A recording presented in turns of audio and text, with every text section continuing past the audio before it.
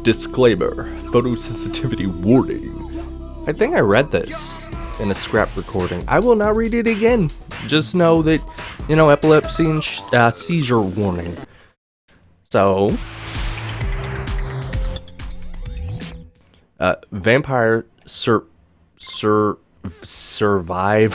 Okay. How do I keep trying to think saviors or survive? Vampire survive. Vampire Survivors is the one game that was going to be new, but the recording I scrapped, so I'm experienced now.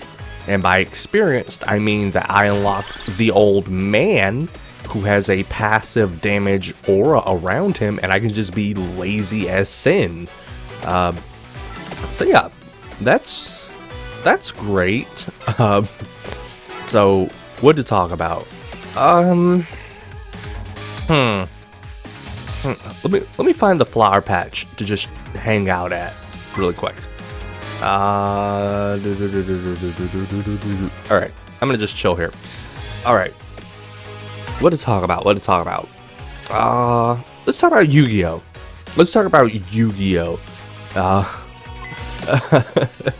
Freaking Yu-Gi-Oh. Back in the days before, oh god, cable is basically obsolete, right? But back in the days before I even had cable, because, we broke, homie. And I'm a kid. Like, that's another thing. Like, I'm a kid. How am I supposed to get the cable myself? Ugh. But inevitably did get cable. But even before cable, was sitting there watching, mostly on Saturday mornings, the Saturday morning kids WB block of cartoons and anime, right? Cartoons and anime. Yu-Gi-Oh, I think came in late, right? And after Pokemon, definitely. But did I gravitate to Yu-Gi-Oh as much as I did Pokemon? In terms of the anime, not really. Not really. Pokemon still took that. In terms of the games, Konami, right? We need a new Yu-Gi-Oh game. And I get it. Don't get me wrong. I fully understand that there's not a real reason to do it, right? Because we have Master Duel now. And it's like, that can be... you can consider that like the definitive Yu-Gi-Oh experience. You want to play Yu-Gi-Oh, just go play Master Duel right now. It's on Steam, and I've got like 80 hours in it.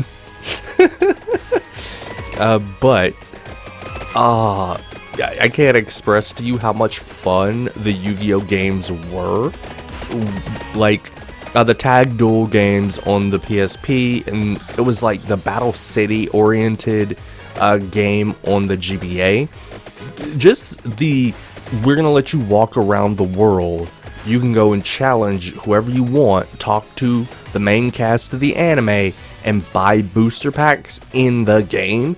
That was a fun experience, and I actually miss it, right? I really wish that we could just get another, like, all honesty, we'd probably get like a GTA mod of that experience before we get, Konami coming out and being like, yeah, let's make a new one of those, right? A new Yu-Gi-Oh game where it's like basically a big open world. We got areas set up, go buy booster packs here. You got NPCs running around, that type of game. I would love to have a new one of those, especially because, like I said, PSP and they were basically all handheld, is what I'm saying. They were basically all handheld games. So to get a console, like big, elaborate, next-gen looking version of one of those, it's the dream. It's the dream. I don't have much in terms of, hey, there's a game that I'm like really hyped for, or not necessarily like really hyped for. Definitely have those, but like a dream game that I'm like, yo, I want this. This says Evo and it has my garlic on it. Do it. Nothing happened. Whatever. Okay.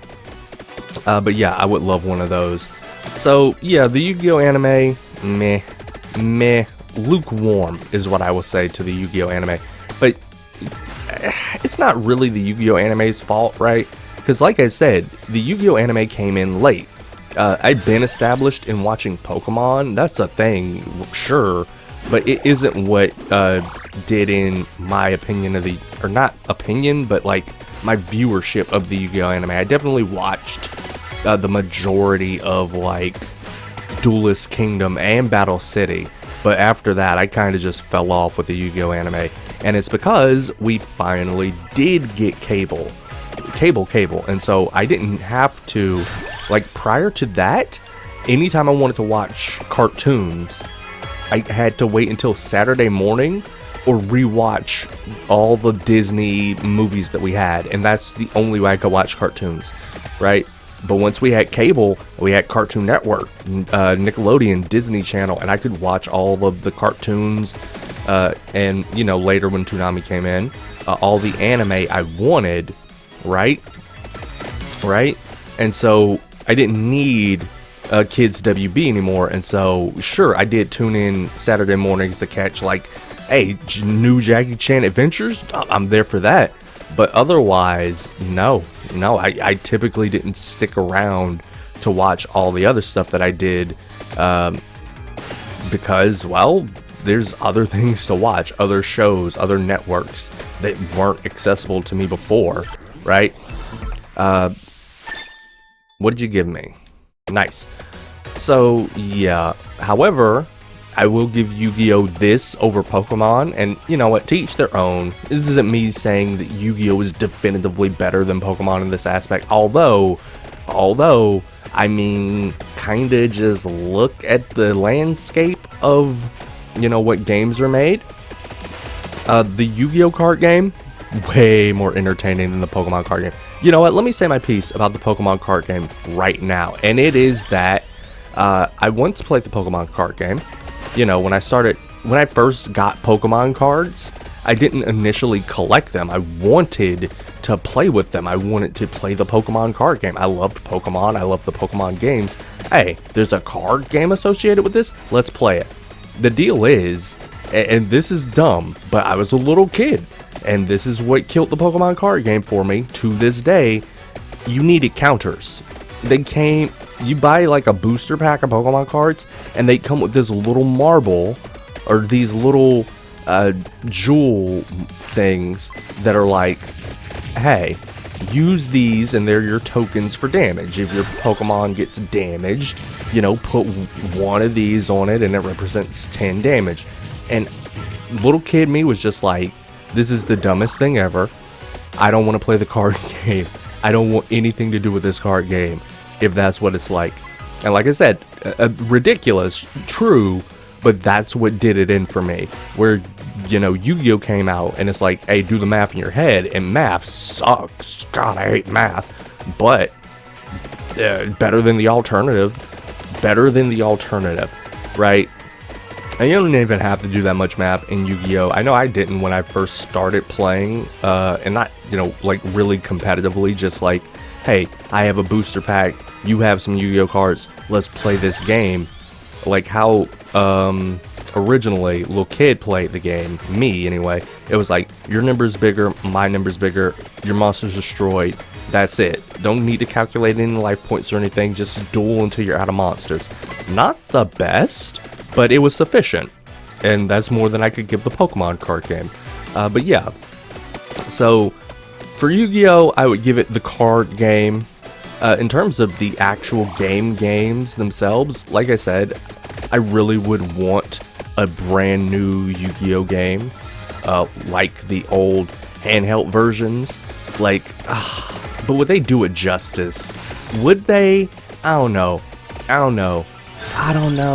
I feel like, you know, get somebody with open world experience in there. Get somebody, because that's what I want out of it. I want a big, dumb, you know what I want? Give me Battle City the game. Give me Battle City the game, and you make your create a character, self-insert character, and you roll up in there.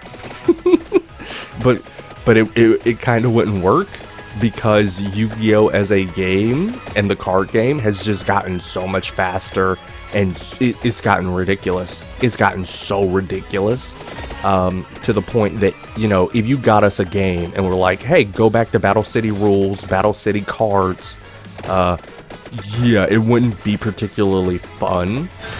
I mean, it'd still be enjoyable. I wouldn't lie and say, you know, that it wouldn't still be enjoyable. I just wouldn't have as much fun as I could. So it's a slippery slope. There's more to do than just, you know, make a remake of one of the handheld games, right? There's more to do than just that for my ideal Yu-Gi-Oh game. But, you know, take what you can get, because honestly, I think they're just going to sit on Master Duel and be like, this is Yu-Gi-Oh! For the foreseeable future. We have no reason at all to make anything else, right? That's my genuine belief of what's gonna happen, or what they're gonna do. But yeah, Yu-Gi-Oh games, Pokemon games, played them both, loved them both. They had different appeals to me, I'll say. But the Yu-Gi-Oh card game was way more fun to me than the Pokemon card game. The Pokemon anime was way more fun to me than the Yu-Gi-Oh anime. To each their own. And, like I said, Master Duel's around now, and I've got like 70 hours in it.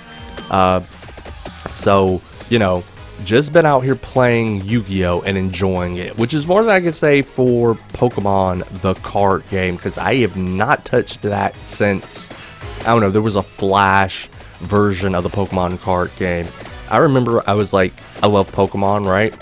And it was like, we're gonna give him a gift for the holiday. He loves Pokemon. Here's Pokemon the card game, the video game. And yo, hey, at least I got that free card. That free card that came with the video game. Because had I not gotten that, worst gift ever. But Yu-Gi-Oh! The Millennium Items. Like I said, I fell off with Yu-Gi-Oh! After Battle City, right? I don't even think I saw the finale of Battle City. I have seen all of Yu-Gi-Oh! Abridged like 20 times, so, you know, that counts for something, right? Right? That's got to count for something. But it's like, what was I saying? Yeah, Yu-Gi-Oh! Abridged. I fell off after Battle City. In actually watching Yu-Gi-Oh, right? And so I want to be like, did the Millennium Items continue? Yeah, I kind of just blanked out there. We going back in, because the objective I need to do is to get level 40 in a stage. So Poe, we back in it. Get your Edgar Allan on. Wait, hold up. Is there an indicator? Yeah, over there in the top corner. Wait, no, that's just the relic in the stage. Time limit. Oh well, back then. What was I saying? What was I saying? The Millennium Items, if I'm not mistaken, and I could be, because like I said, I didn't legitimately see the ending of it, but if I'm not mistaken, the Millennium Items get sealed away at the end of the series with the Pharaoh. Oh my god. I have to put a disclaimer on the ramble videos for whatever I ramble about and be like, spoilers for it. Even though I don't know, like names being spoilers never make sense to me. Like, for instance, you know what, sometimes it does. Like, if it's like, oh, this character's real name is Arthur, and you're like, oh my god, it was King Arthur all along. But the Pharaoh's name is Atem, and hey, maybe it's just because I'm not up on my Egyptian lore or mythos, but that name means nothing to me, and I'm like, spoilers, you're spoiling his name's Atem.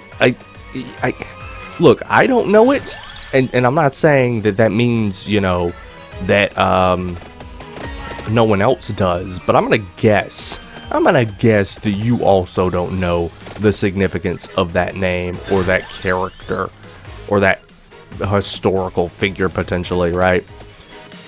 But yeah, my question is, right, if the Millennium Items weren't sealed away, and I think they were, I think that's the thing, were they present in the other series, like GX and 5Ds and all of that came after? I don't know that they were. I can't remember, because I did catch some of Yu-Gi-Oh! GX every now and then, enough to know the theme song. Oh my god, the Yu-Gi-Oh! GX theme song. Ugh. They actually, if you think about it, they kind of did the same thing with the Yu-Gi-Oh! Theme song, the main Yu-Gi-Oh! Duelist Kingdom theme song. Your move. And then, like, it wasn't actually a record scratch, but like, it's time to you know. So they kind of did it there. They wanted to make a rap. They been wanted to make a Yu-Gi-Oh! Rap. You could just feel it. But yeah, let's talk about the Millennium Items. I am sitting here in Vampire Survive and doing the best. Look at me. Wait, Survivor, damn it. So I can't actually alt-tab out of the game because it messes up the recording. It does. You try to do anything while playing this game, it just messes up the recording. At least that's my experience. So I can't look them up. I will try to guess off the top of my head the Millennium Items. Were there 7 Millennium Items, and I think one of them grants a wish, right? Dragon Ball, anybody? So not in, the order that you might think, because everybody knows the main one, which is the Millennium Puzzle, right? So we'll save the Millennium Puzzle. Let's save it for last, the best for last, and I'll even, tell you why the Millennium Puzzle is the absolute best if you didn't know, or debatably the best. There's the Millennium Ring, which I guess, should be acknowledged first, because it's like the worst of the worst. Not just because Bakura, it's not actually a ring. It could have been a ring, but it's not a ring. It's I don't even know what it is. I don't know what the Millennium Ring is supposed to be. Bakura wears it as a necklace, and it just isn't a ring. That's all I can say to you. It just is not a ring. And that always confused me. It's like a Shizu shows up and she has the actual Millennium necklace, and I'm like, wait a minute. But yeah, the Millennium Ring sucks. Its power, and I could get all of these wrong because, like I said, I'm not consulting the wiki for this, and I haven't seen Yu-Gi-Oh! In forever. But, I believe the Millennium Ring's power is that it can locate whatever Bakura wants, right? I think that's what it was, because Bakura used it for the most part to try and look for the other Millennium Items, but I promise you, I remember like an instant where I think Bakura was looking for Mokuba for some reason, and the Millennium Ring would point out Mokuba. It wasn't just, he can find Millennium Items, he could find anything. So, that's actually a pretty alright thing to have, right? You have okay, never mind. I take it back. Like, if you had a device in our reality that just lets you find whatever you thought of, that wouldn't be particularly useful. I guess if you were shopping and you were like, oh, they're out of drinks here that I like. Oh, they're out of diet. Oh, I love diet. They're out of diet. Millennium Ring, where's the diet soda?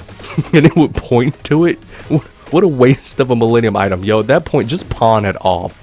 Like, literally go sell it at a pawn shop. You will get more value out of it than using it like that. But, hey, maybe you could also go for the, hey, buried treasure on this beach. Lead me to it.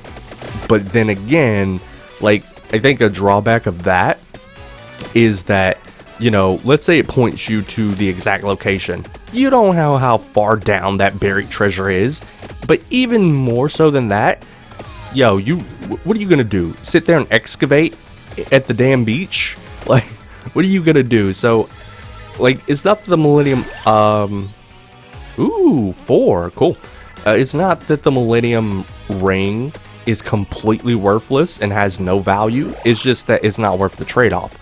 What trade-off? The trade-off that your body would then be possessed and your soul taken over by Zork, I believe, right?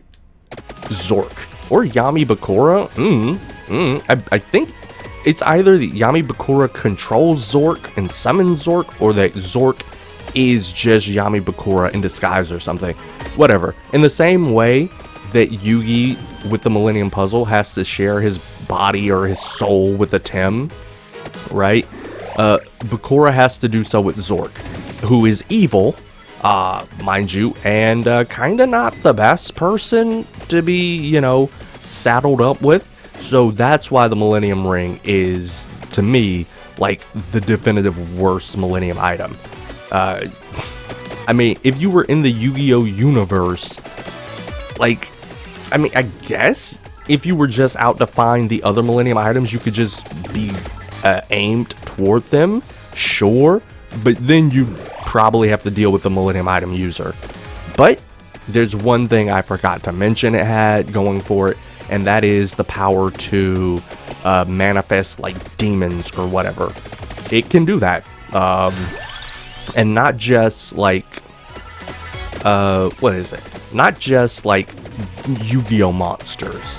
Or is it just Yu-Gi-Oh monsters? Like, I think he brought, yeah, they did a thing where he brought Man-Eater Bug and all of the Yu-Gi-Oh cards to life, but that was just a shadow game. And I believe that all of the Millennium items, with no exception, can actually perform shadow games.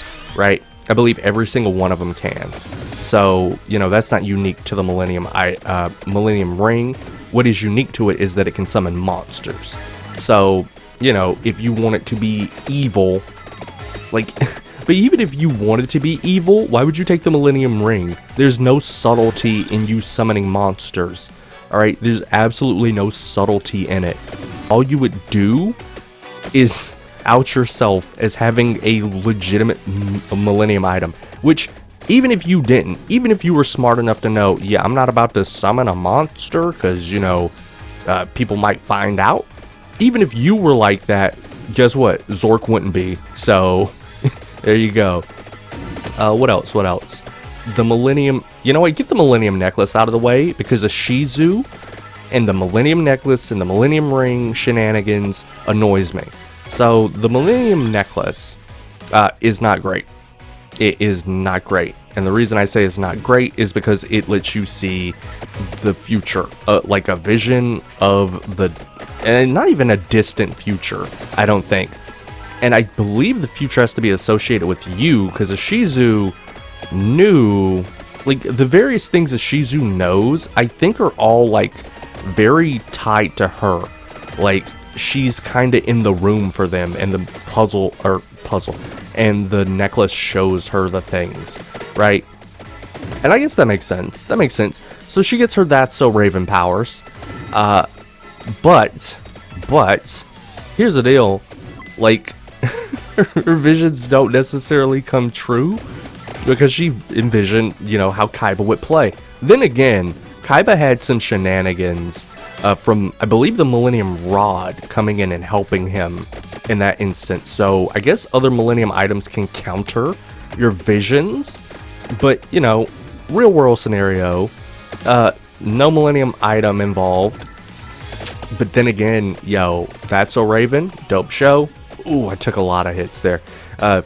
Dope show, but it's like, the thing about Raven and That's So Raven, unless I'm misremembering, it's that, you know, a lot of the time, Raven's visions were just set in stone. And yeah, there were plenty of instances where it's like, it's not that she avoided the vision, it's that it came true in a different way. Like, Raven sees herself falling into a puddle, right? And so she does her best to avoid puddles all day, every day. All day, right? And so what happens is that she would then inadvertently somehow create a puddle and fall into it, a makeshift puddle. Like, let's say that her vision showed her falling into a puddle of mud. And so she avoided mud and going outside and all of that. And she stayed in the house. But then she falls into a puddle of water. And then it's like, oh, well, the vision came true. And it's like, but did it really? And so that's why, you know, seeing the future, never a positive for me. Never a positive for me. It's the same as that, not a paradox, that would you rather kind of question of like, hey, would you rather know when you die or what you die of? Neither. No, thank you. I'm good. I'm good. And that's the same way I view the Millennium Necklace and Ishizu's power. But that's just me. That's just me. There are people who genuinely answer that question of, hey, what would you rather know? Right? There are people who answer that question and they get a blast out of it. I am not among them. I do not. And therefore, for the sake of the Millennium Necklace, which in my opinion just gives you that power with its That's So Raven visions, which is what I'm going to keep calling it. Right? I think the Millennium Necklace is bad. Although, like there's no real, like, I don't know if there's an on-off switch, but like I think that unlike with the Millennium Ring, whereas like a Zork's here, he ain't about to let you take that ring off, right? With the Millennium Necklace, I think you could just hang it up, and if you needed / wanted to see a vision at a given point in time, just take it off or just take it out, wear it, and there you go. Right, whenever you want that vision, and then you can just take it off, put it up, and you're good. And so you know what? It's not that bad. It's not that bad if you're thinking about it that way, and if you're potentially using it that way. Which, hey, maybe that works, maybe that doesn't, but that's, you know, what I have in mind for it, and why I would about face on my whole Millennium Necklace sucks thing, right? If it can work that way, I think, you know, good on it. Good on it. And I'm actually down for it if it works that way. Millennium Eye. Millennium Eye. The Millennium Eye. Oops, I don't know what I picked. Bad. Oop. The Millennium Eye, well, first off, the biggest negative ever, which is that you have to lose an eye for it, right? You need to be seeing these visions, so you have to lose the eye, right? It has to be in your head, or at least that's how it was, you know, shown. So lose an eye for it, which, I mean, I wouldn't want to, because you can't really hide the fact that you've lost an eye, right? Somebody's gonna be like, yo, why are you covering your hair? I mean, why are you covering your eye with your hair? Or, you know, why are you wearing that eye patch? You have a Millennium item, don't you? Aw, that's how you've been seeing those visions, ooh.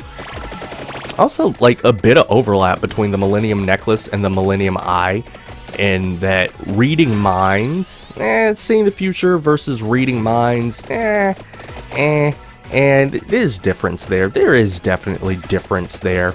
But Pegasus, for somebody who could read minds and just tell everything, he either didn't use it very efficiently, or the power is not as set in stone, concrete, or what else? Yo, there's an arrow up there that I've been ignoring, and I just now noticed.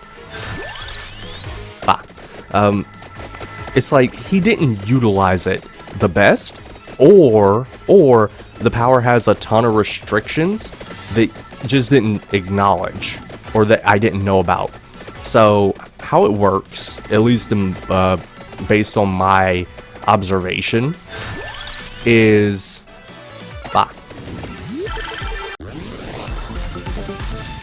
ooh, I have no idea what all of those are.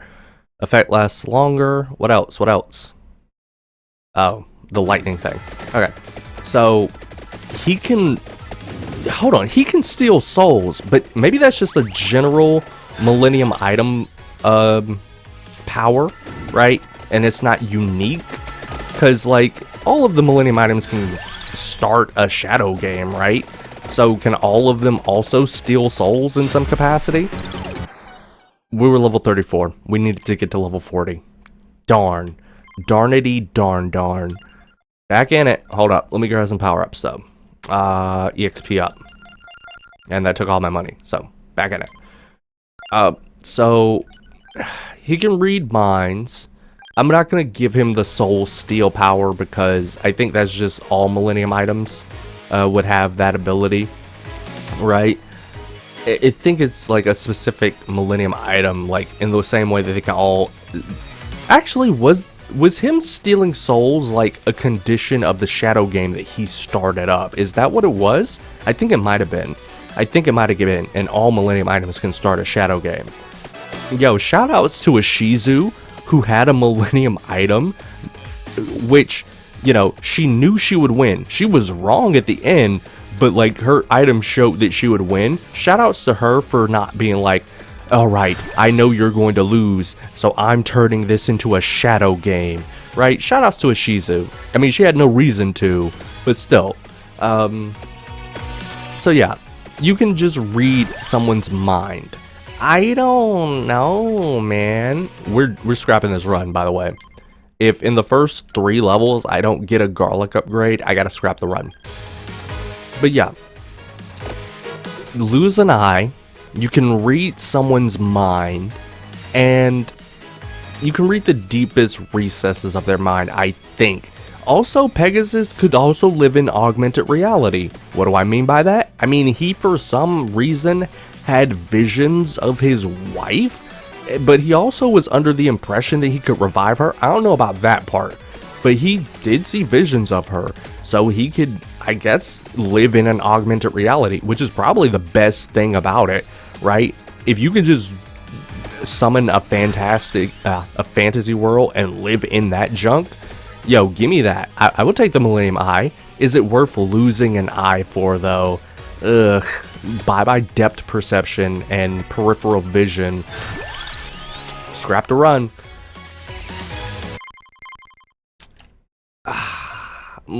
The Millennium Eye, I would say, is mid. It's mid. It's mid. For the sake of being in a Yu-Gi-Oh tournament, I still don't think it's particularly good. Not only did Pegasus lose, but like, there were some shenanigans at play, because it's Duelist Kingdom, every duel had shenanigans in it.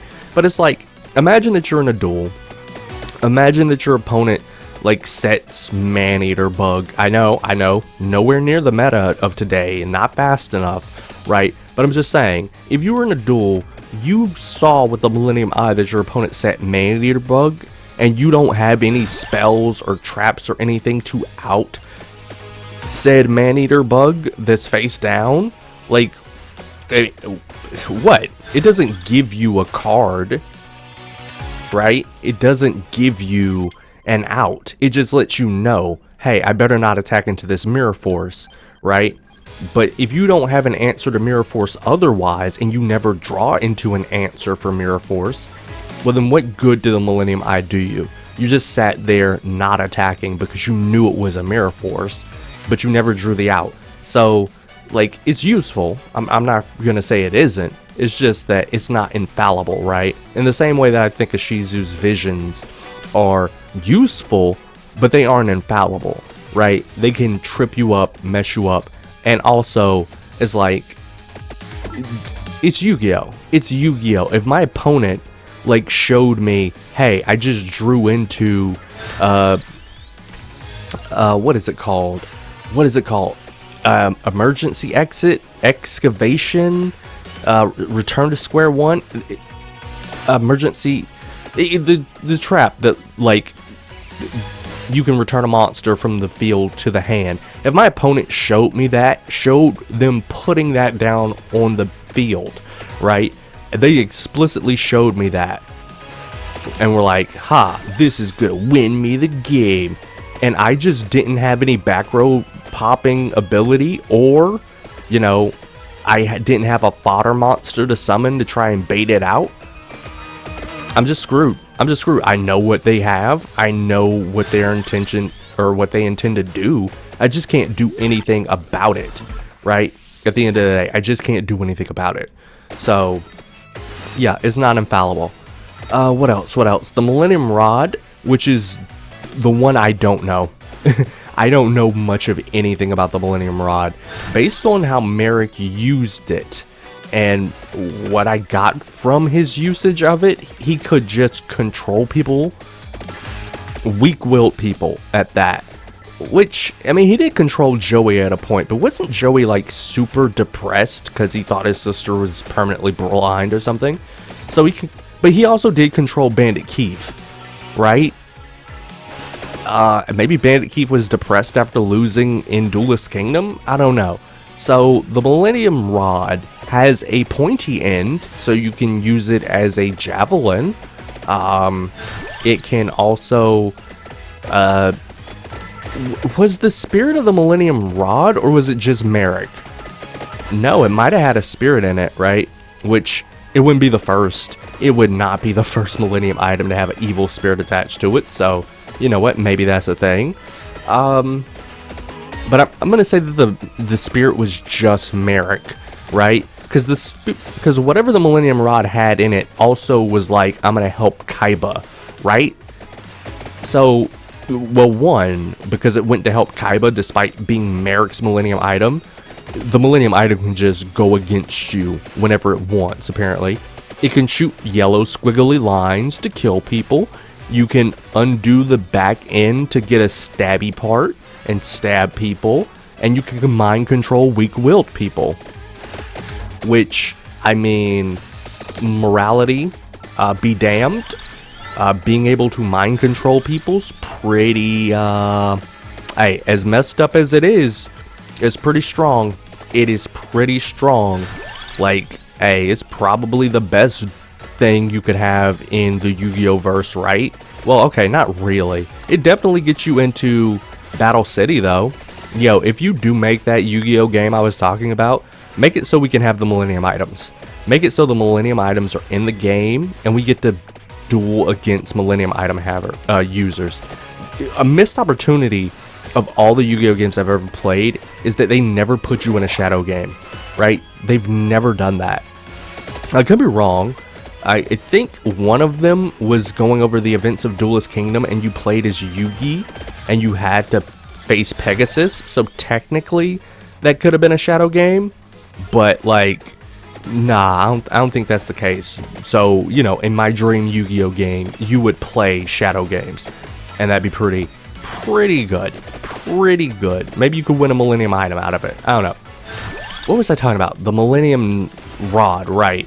So, like, if you had the Millennium Rod and you were dueling someone who was fodder, right?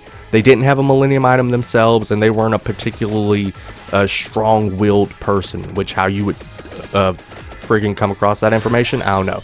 But it's like you could Millennium Rod, right, in your back pocket somehow and be like, you forfeit the game, and then they just automatically forfeit the game and you win. There you go. Cheese your way to the top. Other than that, yeah, I don't think it's worth it. Well, never mind. I said I'm gonna pretend that there's no spirit of the Millennium Rod, right? Because the evil spirit Yami Merrick, I'm gonna say is just Merrick himself and not like a spirit of the rod. So with that in mind, Millennium Rod is mid too. It's just mid. Mind control, look, I got my own things about mind control. It's not the greatest. It's not the greatest if you just think about it. That's rod, that's ring, that's necklace. Millennium. What did Shoddy have? That's his name, right? That wasn't just the Yu-Gi-Oh! Abridged joke, right? His name is Shoddy. What did he have? What did he have? He had the Millennium Scale? No, that can't be right. Well, let's talk about the Millennium Scale. The Millennium Scale, which I don't really know what it is, but I think it's trash. I think it's trash. I could be wrong, because like I said, I'm just guessing at what it does. But I'm going to guess that what the Millennium Scale does is lets you weigh. It basically Ghost Riders people. That's what I'm gonna guess the Millennium Scale does. Is if you could somehow convince somebody to sit still for a lie detector, you could then Millennium Scale them and Ghost Rider them. And how Ghost Rider and his penance stare work is that if you look into Ghost Rider's eyes longingly, if your sins outweigh like your good deeds and you're determined to be a genuinely terrible person, then your soul is stolen or something, right? That's Ghost Rider's penance stare power. And so that's the Millennium Scale, I think. I could be wrong, but I think that's what the Millennium Scale is. It basically just is a shadow game, but you don't need to play a shadow game. You instead need to convince somebody to do something crazy, like let you sit here and freaking put them through a lie detector test, basically. That's my guess at what the Millennium Scale is. Though, you know, I could be wrong. Absolutely could. So I'm going to say Millennium Scale is trash. Possibly, you know what? For what it's worth, I'd be like, yo, you could take the Millennium Scale to a pawn shop. No risk involved, right? You aren't going to accidentally Millennium Scale yourself. However, you can't take the Millennium ring from Bakura to the pawn shop, because there's the risk that the instant you touch it, Zork's gonna be like, hey, what's up? Right? And you're done. At that point, you're done. What else we got? Millennium. Wait, let me count them. Rod, necklace, ring, scale. Wait, rod, necklace, ring, scale, eye. And then puzzle is the only one I can think of, but that would mean there were 6 Millennium Items. I swear there were 7. Like the 7 Dragon Balls. I swear there was a 7th Millennium Item. But I gotta think. Like, it would have a character associated with it, right? So, Shadi, Pegasus, Ishizu, Merrick, Yugi. I can't think of another Millennium Item. I genuinely can't. Yo, if I'm wrong, I'm wrong. And you know what? In 10, maybe 15 minutes, I'm probably going to think of what Millennium Item remains and be mad about it, right? Because I'm going to been moved on to talk about something else. So I guess I'm up to the Millennium Necklace then. So I know the Millennium Necklace one. Well, I think I do. First off, it has the soul of a Tim, the Pharaoh, in it. So, you know, regardless of how you feel about it, or him, you're still splitting. Same way that Zork was. You have a spirit that could take over your body. That's just the long and short of it. Yeah, he's not chaotic evil like Zork, right? Well, at least not in other seasons past 0, but still. The point is that shared body. But it's worth it, worth the risk to take that, because there are 2 things the Millennium Puzzle does. One is that it gives you a luck boost based on your situation. So, like, the more desperate you are, or the more desperate your situation, the better your luck. Like, in general, luck boost. It's a placebo effect. No, but it's a genuine luck boost, right? It's not a meme. It's not a meme. That's how Yugi could draw, you know, the card he needs at a given moment. It's because the luck boost was there and the luck boost was real, right? So there's that. But the second thing is the best thing, and what's worth dealing with potentially, you know, you touch the puzzle to pick it up, and then the Pharaoh is like, yo, I'm taking over. Worth the risk, because the second thing is that it grants a wish. Yeah, just like if you collected the 7 Dragon Balls, it just grants you a wish, period. I don't know any limitations to the wish. I genuinely don't. All I know is that it can grant a wish to whoever solves the puzzle. Like the first person to solve the puzzle, right? Yeah, I need to get out of here, even if I got to take a hit to do it. The first person to solve the puzzle. So if you solve that puzzle, right, immediately, Yu-Gi-Oh! And the Pharaoh comes out. Sure, make your wish and then get out. get out. Wish for whatever you want, and then peace out. That's how you do it. And that's why the Millennium puzzle is the absolute best Millennium item, because you just get a free wish. You can wish for whatever you want. It doesn't matter, right? If there are limitations, I do not know them, right? And I don't remember them. I think it was revealed what Yugi wished for too in the anime when he completed the puzzle. It was like, and I guess that's another thing. You have to be wishing for it when you complete the puzzle. So if you finish the puzzle and you're like, God, I wish I never had to do that crap again, then that's what you're going to get. You're going to get a wish of never having to do another puzzle again.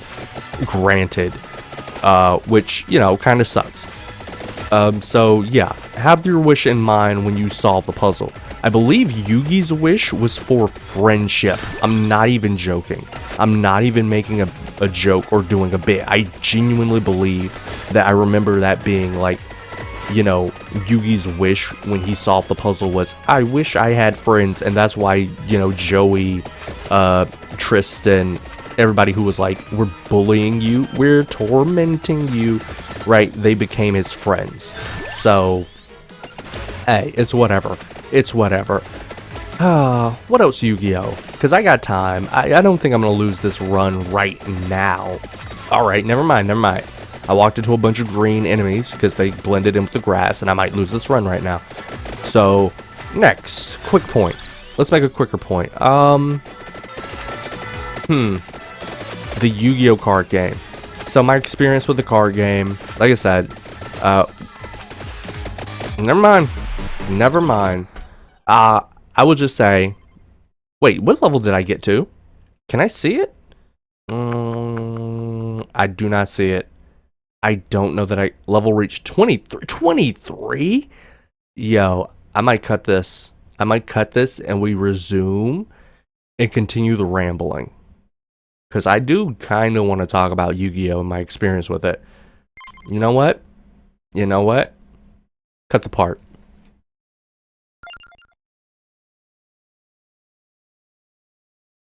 Okay, hopefully I unpause the recording because I want to alt-tab out to see if I definitely did. Because alt-tabbing out of Vampire Survive messes up the recording. Let me see. I can pick something up. Nope, can't pick that up, so we'll grab this. 50% item pickup range. Guess what? Your item pickup range is trash. 50% of trash is trash. Even though I didn't finish the run with Poe, let's change up just cuz. I can't sit here and do Poe all day, right? So we'll give somebody else a try. Let's use Imelda. And we'll stick with the... You know what? Change up the level too. This is going to be very short. I am almost certain of it. But let's go. Oof. But yeah. I was going to talk about my Yu-Gi-Oh experience. So, my Yu-Gi-Oh experience doesn't happen / come in until... Garlic! It might not be a short run after all. Oh my god. But yeah, my Yu-Gi-Oh experience comes in like... late, like well past the point where the anime, or I had fallen out for the anime or whatever.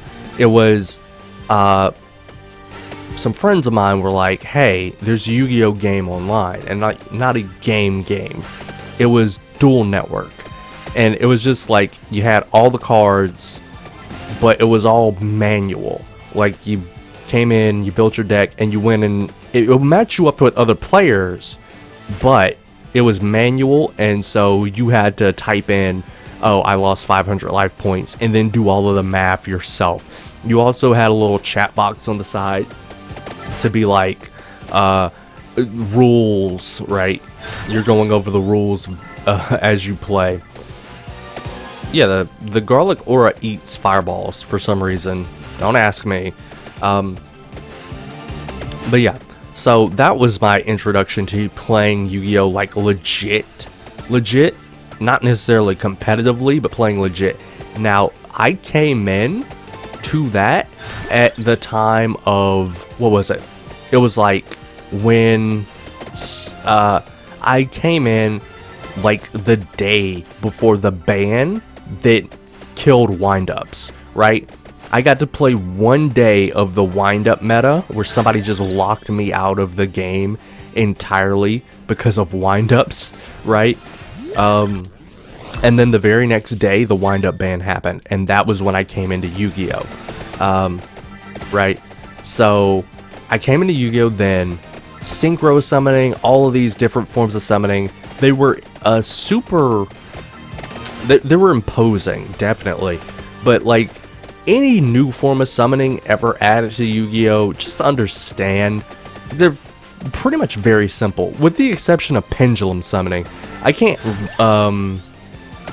really super simplify pendulum summoning, but for anybody who's like turned off because of synchros or links or whatever, it's like you basically played with them. You have, because you have rituals, because you've had rituals, you've had fusions, you've had all of these other forms. You're just doing it out of the extra deck now. And fusions went to the extra deck, right? So it's like, oh man, Exceed summoning, right? Exceed summoning or XYZ summoning, man, that's really intimidating. It really isn't. It really isn't. Like, there's nothing more complicated or complex than just being like, you overlay 2 monsters that meet whatever condition, and then you make your 3rd monster. I don't know. I don't see it as being that much different, if at all different from synchro summoning, and I don't see synchro summoning being that much, if at all, different than fusion summoning, right? Fusion summoning or synchro summoning is just fusion summoning without the synchro summoning is just fusion summoning without the polymerization, right? And Exceed summoning is just synchro summoning but overlaying instead of sending to the graveyard, right? That's what I would say. And that's how, you know, it was very simple to me to come in here. Even though they were initially intimidating, it's like once I got the grasp of them, they were actually pretty fun mechanically. I cannot say the same for the things added after the fact, like pendulum summoning. Train Kun, which is super loud. But pendulum summoning, I can't simplify that for you. I don't know how to. You take 2 monsters with different... I ain't even gonna get into it. I'm not even gonna get into it. Oh, I thought there was friendly fire on those. But Link summoning was the one that was like, oh, this is so dumb, right? It's so late into the game. It's so dumb. But Link summoning is actually not bad at all, right? At least to me. Link summoning is not bad at all, because Link summoning is just synchro summoning again, except you're summoning specifically a Link monster instead of a synchro, right? At least that's my take on it, and why it doesn't bother me too much. But yeah, I came in when it was Exceeds and synchros in full force, and windups had just got banned. That means I was around for mermails. I was around for I was around for the spell books. I was around for dragon rulers. I was around for abyssals and dark worlds, and just a lot. Teledad, I think, was big then too. Like, just a lot of craziness going on at that point in time. It was chaotic and a lot of fun compared to, you know, me picking up Master Duel. Still, it's like, the game is definitely fast. Excuse me. The game is definitely faster now than it was then, right? Huh. Okay, I thought I could trigger more of them. But the game is definitely a lot faster now. Like, it's like, hey, you ended your turn on a single monster set in defense mode, or you ended your turn and couldn't do anything, prepare to get OTK'd. Or somebody is about to set up an unbeatable board that does not allow you to play at all. Believe it or not, despite the fact that spellbooks and dragon rulers were around, you did get to play, right? I mean, to some extent. I mean, dragon rulers were just going to make Big Eye and take your monster. Spellbooks were just going to run over legit anything you did. In fact, couldn't one of the spellbooks just banish all of your cards? Oh, I forget, but it was really annoying.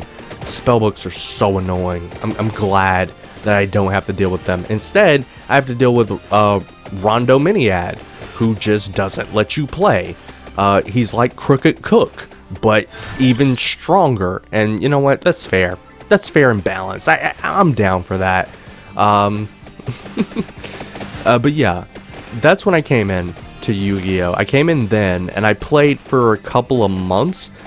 You could actually view the timeline. I'm not about to do the math on it, but I came in the day before windups got banned, right? And I never saw any more windups after that ban hit. Oh, and Insectors were there too, and Insectors were equally as annoying. Oh, and Archfiends were getting play. Yo, it was a Wild West. It was a Wild West. But yeah, Tour Guide at 3, Tour Guide Sangan. It was a time. It was definitely a time. Boom. What was I saying? Right. So I came in then, and I left.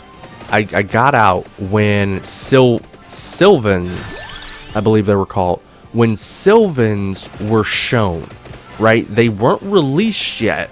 It was like we got a sneak preview at the Sylvan cards and the archetype that they were going to be. And I looked at them, and the irony is, I looked at the Sylvans and I was like, no, I do not want to play Yu-Gi-Oh! Anymore. I quit. Because at that point, I knew every card in the game, basically. Nothing was going to get played that I didn't know what it did, didn't know what to play against it, etc., etc. I had been playing Yu-Gi-Oh! That long. I knew rulings that were ridiculous and order operations and this, that, and the third.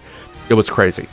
But Sylvans broke me because I looked at the amount of card text on them and I was like, no, I do not want to learn this archetype. The potential for it to become meta and me needing to learn all of these cards and read all of these long effects is not worth it. The irony of that is, A, Pendulums came out. Pendulums, the longest card text in the game. And B, for the irony, is that, yo, Death, are you not... Yeah, you ain't taking no damage. You can go, alright. You good. But B, for the irony, is that Sylvans aren't actually... Well, alright, B and C. B is that Sylvans never became meta. And C is that their effect actually is very simple and easy to understand. Simple and clean, if you will. Because the huge amount of card text they have is basically the equivalent of... I want to say Lightsworn, how all Lightsworn monsters, or most of the Lightsworn monsters, just have... Or, oh wait, are you here because I didn't actually just go get the artifacts, which are the arrows on my screen? But Lightsworns, pretty much all the Lightsworns just have this additional text on the card that's like, hey, mill cards to the graveyard, right? And Sylvans have an additional text effect on all the Sylvans that's like, excavate the top card of your deck. And that's why Sylvans have so much card text, right? It's because of that. It's just because of that. It's because each one is like, hey, this is a Sylvan card, you can excavate during your turn. Or you, I think, aren't the Sylvans required to excavate? I think it might be a mandatory effect. I don't know. I never bothered learning Sylvans, and even now that I've come back, I still didn't bother learning them because they aren't meta. But yeah, Sylvans. They are the reason I quit the game. I'm not even joking. I was playing Yu-Gi-Oh! Every day. I was having so much fun. The people who got me into playing on Dual Network and having fun there, they switched over to a program called YGO Pro, which was, as far as I'm aware, it was just Dual Network again, but it was automatic. Whereas Dual Network was, manual. You got to do the calculations and everything yourself. You got to have ruling arguments with somebody, right, at any given point, because you know the rules, they don't, right? So that was Dual Network, and so they changed over to YGO Pro, or I think that's what it was, where everything was automatic. and I didn't change over. I don't know why. I don't know why. I was just having fun in Dual Network, I'll say. But yeah, I didn't. Sylvan's trash. Pendulums came out. Probably, you know what? It was a sigh of relief for me when Pendulums did come out, and I had already quit because I took one look at a Pendulum card and I was like, I'm so glad. I am so glad I don't have to deal with this. All right, I'm so glad I wasn't playing, and I'm even happier now. You know, playing when I got to play Master Duel, and it was like, hey, guess what? Those Pendulum cards that were a nightmare, and you thought to yourself, man, I sure am glad I don't have to be around for this meta. They aren't played. I mean, don't get me wrong, people are always going to play everything in Yu-Gi-Oh! You got somebody still playing Exodia, you still got people playing... I feel bad. Yo, I gotta talk about this real quick. Like, I feel so bad playing, Master Duel and playing against people who, like, I want to say genuinely don't know how to play Yu-Gi-Oh! Like, you'll come across somebody who's just built Yugi's deck, and you know they're new, and they built Yugi's deck because they were like, I like Yugi, I remember watching the anime, I used to play with this deck all the time, it's gonna be so much fun. And then they play current Yu-Gi-Oh! And they just get steamrolled, alright? They just get destroyed, and I feel so bad beating people like that. Like, it's one thing to beat a deck that's like, hey, I'm playing something that was at one point meta and isn't anymore or something like that. It's another thing to be like, hey, I'm playing Joey Wheeler's deck. Let's have a good time. And I just feel so bad.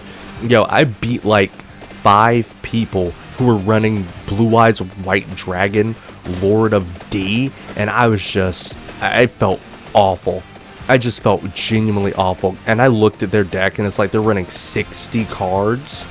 And I'm just like, yo, it's not even that, you know, look, it's not meta in any way, shape, or form. It's not something you should or would want to play.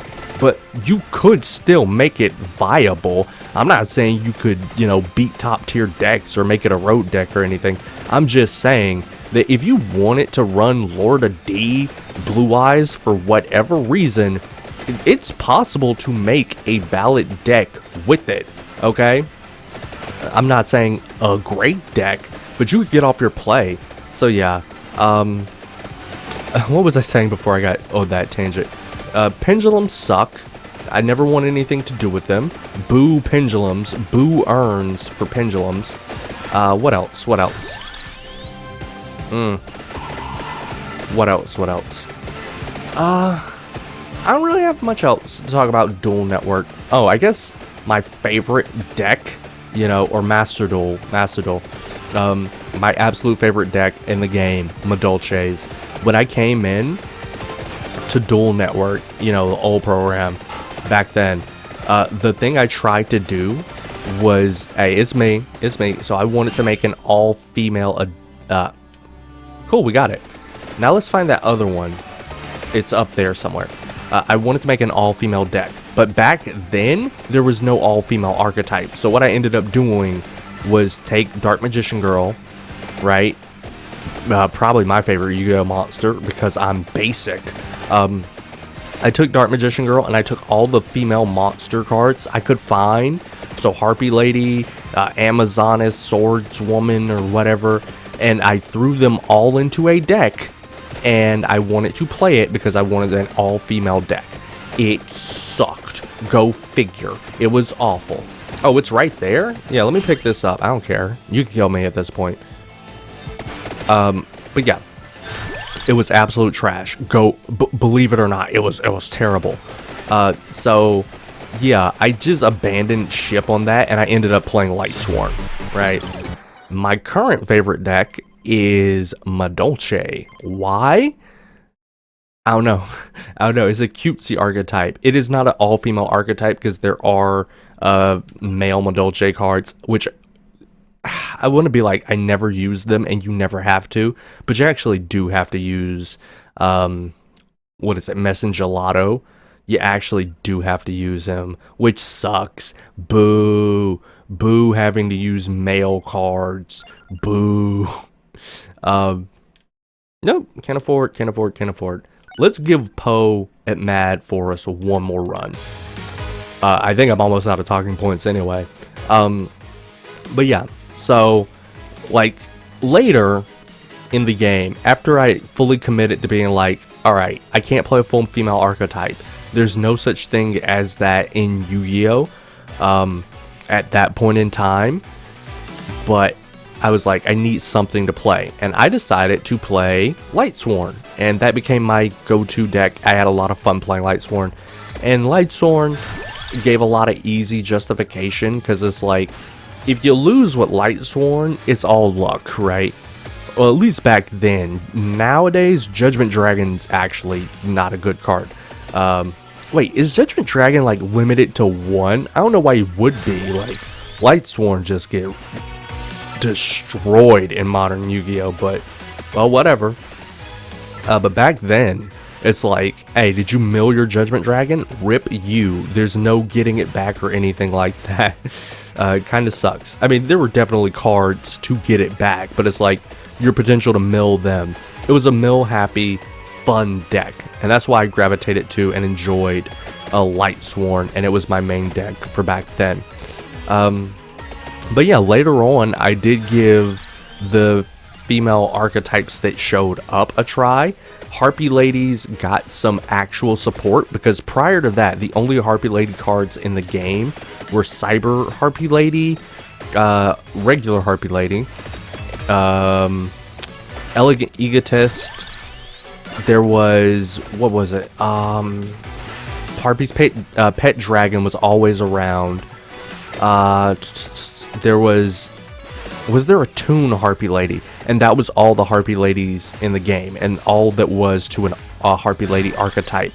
That was all there was at that point. But later, they got a full-fledged, legit archetype. I don't know how... Like, it was actually decently strong when you teched in some other stuff. I think it actually worked with Dragon Rulers at some point. Maybe?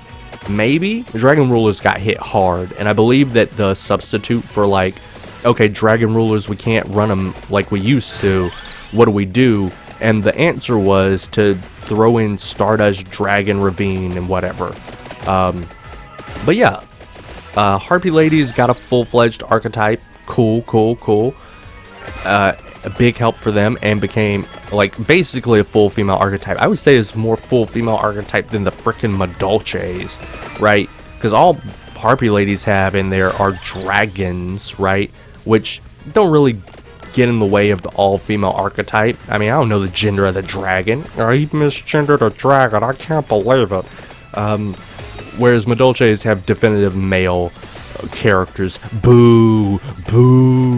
The next archetype that I played, all-female archetype, was... oh, what was it called? Fortune Ladies? Fortune Ladies suck. God, Fortune Ladies. What else? What else showed up? No, I wasn't around for when the Dark Magician... I wish I was. I genuinely wish I was. Like, Dark Magician Girl, favorite card, because, you know, super basic guy here. It's still my favorite card. But also, it's like, I wish I was around when the Dark Magician Girl archetype was formed. That's right. If you were unaware, Dark Magician Girl has her own archetype now. They're called the Magician Girls archetype. Although I don't think Dark Magician Girl herself fits in it too well, because Dark Magician Girl, for as great as her design is, her effect sucks. It just genuinely sucks. I didn't think that bat would get to me. My bad. But yeah, what was once me being like, man, I sure wish there was a female archetype to play, then became, and now is...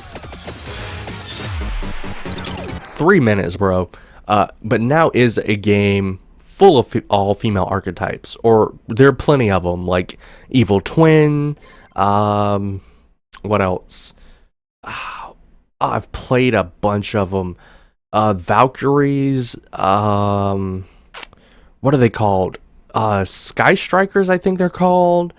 There's I can't think of them, but like, Yo, if you were like me and you were like, I want to play just a full female archetype in Yu-Gi-Oh for whatever reason, trust me, they are now there, and there are plenty of them to choose from, and some of them actually can touch the meta. More like rogue decks, but still. Hey, that was a Yu-Gi-Oh ramble. I had some fun. The main takeaway from here is that if you ever find the Millennium Puzzle, make sure you make a good wish. And also, Konami, yo, I'm gonna need like a open world remake, big Battle City, modern Yu-Gi-Oh single player game. You can add a like little duelist corner. You can open up Kaiba Land, after you beat the game, and then you can go online and play Master Duel essentially. But I want a big Yu-Gi-Oh open world single player game like those old handheld games were. So much fun. Make it happen. It's time to do